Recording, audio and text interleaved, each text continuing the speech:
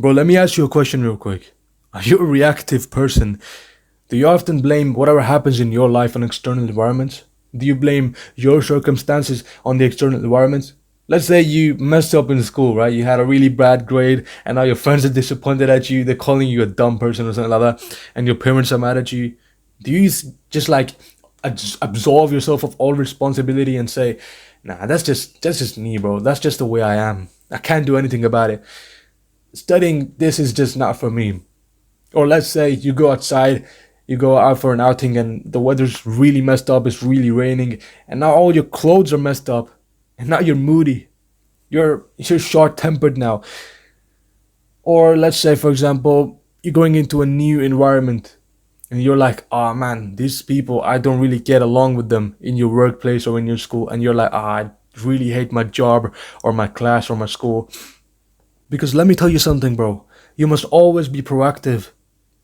Whatever situation that you are put into, instead of just reacting to it, you must control it. That is what being proactive means. You gotta understand that, bro, between a stimulus and your response, for example, the weather or your colleagues or your classmates treating you badly or whatever, is your freedom to act.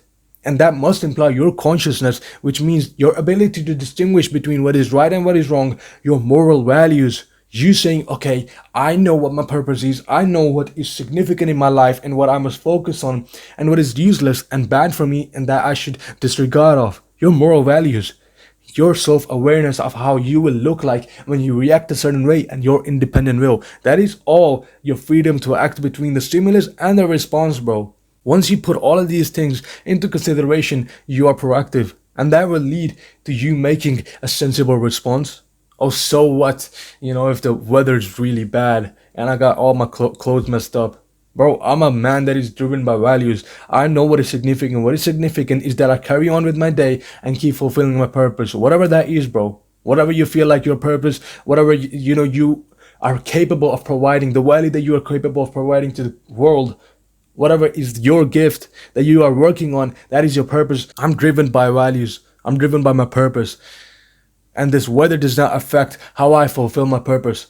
I know what is significant and I know what is insignificant. What is insignificant is a stimulus. What is significant is the way I react to it, bro.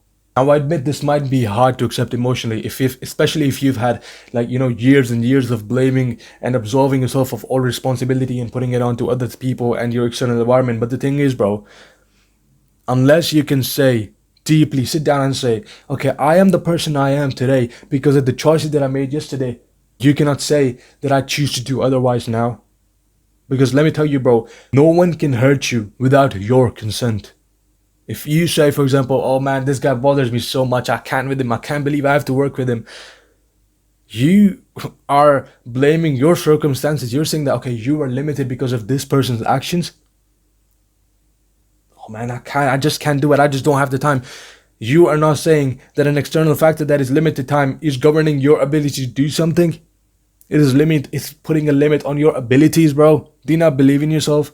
You gotta realize that while you are not in control of whatever happens to you, whatever situation you're put in, you are capable of responding to that situation like a champion. And like Floyd Mayweather said, bro, a champion can adapt to anything.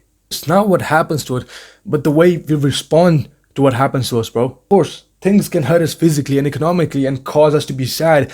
But bro, that should not change the values or personality and character of us at all, bro. I mean, they literally form the basis. Whatever situation you are put in, the way you respond to it literally forms the basis of your ability to overcome difficulties and inspire other people to do so as well. This will make the future difficulties that you go through so much easier to endure. These are the values that a high value man, a superior man, is driven by. He does not his energy, dissociate into, these negative people that are around him, the negative circumstances that he's put into. He knows where to focus his energy. The values that, oh, well, so what if they're not good people, bro? They don't treat me nicely. As long as they don't physically abuse you, obviously, I can't do anything about it. All I can do, the best I can do, is to maintain an ignorant and patient mindset towards these people and continue to focus on what is significant. What is significant that I retain my focus and attention to the priority task, which is, for example, becoming more educated and a better man of who's capable of providing more value, and for example, a better friend. It all applies specifically to your life, your circumstances. Look to be positive and proactive in your approach to all matters, bro, and watch how more peaceful of an individual you become. Instead of saying, oh man, I'm forced to go to school every single day, say, I get to go to school every single day, bro. I mean, look at all of those poor people and kids in Gaza, for example. They just want to have, get good education and have fulfilling careers, but they're getting bombed constantly by these devils. Oh man, I hate studying, bro. I get to study. Say that instead. I get to study so that I can become a man of value, bro. A man of character. I get to be educated. I get to develop my moral values, which tell me what is significant and what is insignificant. I get to become a tougher person mentally, spiritually, and physically. By the way, if you're thinking, oh, what is this guy talking about, bro? Studying school is for slaves. If you want to do it, if you want to, go down the path of becoming an entrepreneur, right? And your parents want you to study instead, what you got to do, bro, is to keep you busy on the side, just like I am with this YouTube thing, right? And work hard, extremely hard on both of those. You must earn your parents' respect. You must show good results in your studies and in your YouTube business or whatever business it is, right? So that your parents actually trust you, that you're not that same loser that doesn't study anymore and doesn't go outside to play with his friends and plays video games inside instead. You're not the same person anymore. And then you can, mainline your business a bit more than that. That's how you take it. See, that is a proactive approach. You're not saying, oh, bro, I can't do a business because my parents want me to study. Of course you can.